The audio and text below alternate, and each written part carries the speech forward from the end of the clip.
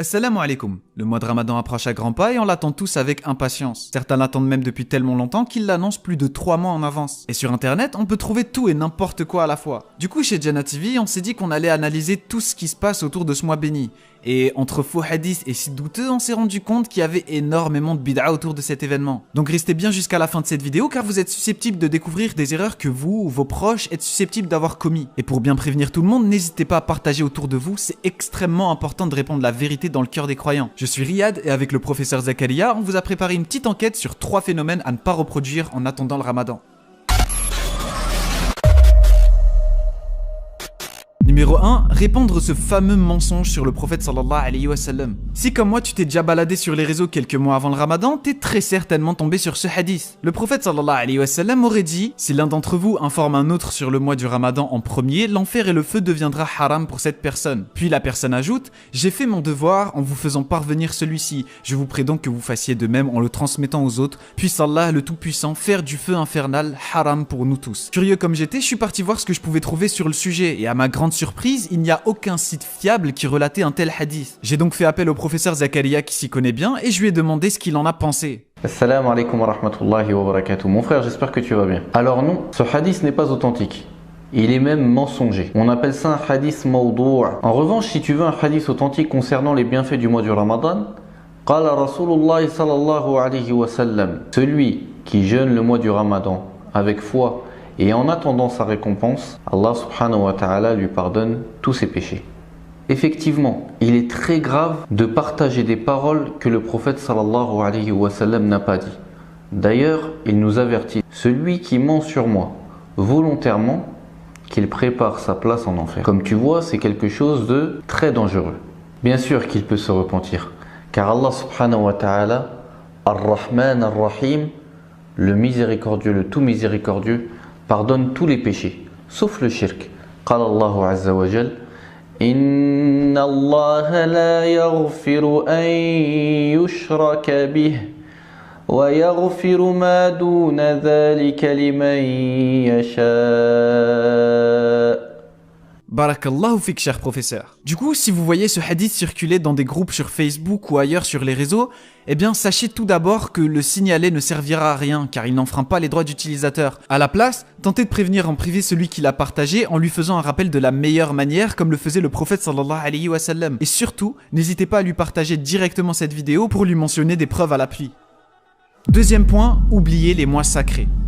Après avoir trouvé ce hadith, je me suis un peu baladé sur internet et j'ai trouvé un site qui parlait du mois de Rajab. C'est le mois qui précède le mois de Sha'ban qui lui-même précède le mois de Ramadan. Et j'ai lu qu'il s'agissait d'un mois sacré. Puis je me suis posé quelques questions comme déjà existe-t-il d'autres mois sacrés que le mois de Rajab et si oui, quelles sont leurs récompenses? Un mois sacré, mon frère, c'est très simple. C'est un mois dans lequel les bonnes actions sont meilleures et les mauvaises actions sont plus graves. Allah subhanahu wa ta'ala dit dans le Coran: فَلَا تَظْلِمُوا فِيهِنَّ أَنفُسَكُمْ, lorsqu'il a parlé de ces mois. D'ailleurs, les Arabes dans la période pré-islamique délaissaient le combat et les querelles qu'ils avaient entre eux pendant ces mois-là. Et ces mois sont de 4, comme Allah subhanahu wa ta'ala les a cités dans le Coran. Pendant le mois de Rajab, ils accomplissaient le petit pèlerinage qu'on appelle Al-Umrah. Pendant le mois de Dhul Qa'dah, c'était le mois dans lequel ils se dirigeaient vers la Mecque. Le mois de Dhul Hijjah était le mois dans lequel ils accomplissaient le Hajj. Et le mois de Muharram, c'était le mois qui leur permettait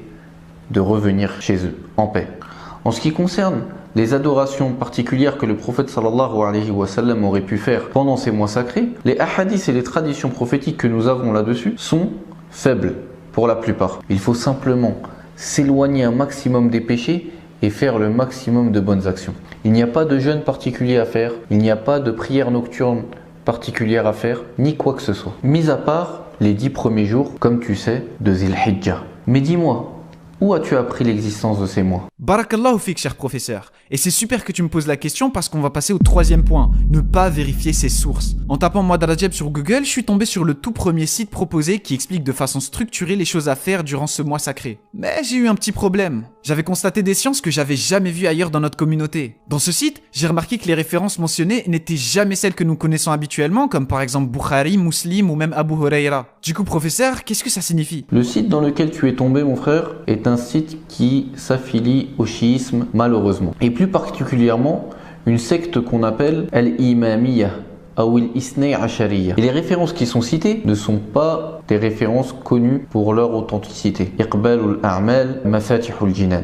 Ce sont des livres de tradition mensongère que soi-disant le prophète sallallahu alayhi wa sallam aurait dites. Subhanallah, heureusement que tu m'as éclairé. C'est vrai qu'en cherchant un peu derrière ce site, j'avais trouvé des preuves qu'il était 100% chiite, comme par exemple sur ce screen, où il critique clairement le compagnon Omar radiallahu anhu, en prétendant qu'il donnait son avis personnel au lieu de suivre la sunna du prophète sallallahu alayhi wa sallam et en le contredisant, ce qui est bien évidemment faux. Il est très dangereux de suivre ces sectes, car le prophète sallallahu alayhi wa sallam a dit que tout égarement est voué au feu. Vous voyez, chers frères et sœurs, si j'avais suivi ce site sans qu'on m'avertisse, je serais tombé dans l'innovation et comme le prophète sallallahu alayhi wa sallam l'a dit, toute innovation est au feu. Et sachez que ce site n'en est pas à son premier coup d'essai. En analysant ses statistiques, on se rend compte qu'il y a jusqu'à 10 000 visites par mois. 10 000 personnes le visitent donc chaque mois. Vous vous rendez compte? Il se peut même que vos parents, vos proches, votre frère ou votre sœur soient tombés dessus et l'ont peut-être même partagé sans s'en rendre compte. Donc si vous voulez nous aider à délier le vrai du faux, on a fait un thread sur notre compte Twitter qui va mettre en avant le lien de ce site et de ses égarements. Le lien est en description et je compte sur vous pour le partager au maximum. Il faut être extrêmement vigilant avec les sources qui concernent notre religion, c'est vraiment important. Et je finirai avec cette parole très connue de l'imam Ibn Sirin, rahimahullahu ta'ala. Cette science est une religion. Regardez donc de qui vous prenez votre religion, rahimahullah. En ce moment sur Jannah TV, on commence à produire des nouveaux formats de vidéos et on voudrait avoir votre avis là-dessus. Donc n'hésitez pas à vous abonner et si vous avez des retours à nous transmettre, n'hésitez pas à les mettre en commentaire. Ça nous fera extrêmement plaisir de les lire. Et avec Zakaria, on a fait une vidéo pour vous apprendre comment vous préparer avant le mois de Ramadan. Mais pour convaincre les frères de Jannah TV, on aura besoin de vous. Il faut réunir plus de 5000 likes pour leur prouver que le sujet est intéressant et qu'il est vraiment important à aborder. Donc vous savez ce qu'il vous reste à faire. Barakallahu fikum à tous. Merci d'avoir suivi. C'était Riyad pour Jannah TV et je vous dis à très vite pour la prochaine vidéo.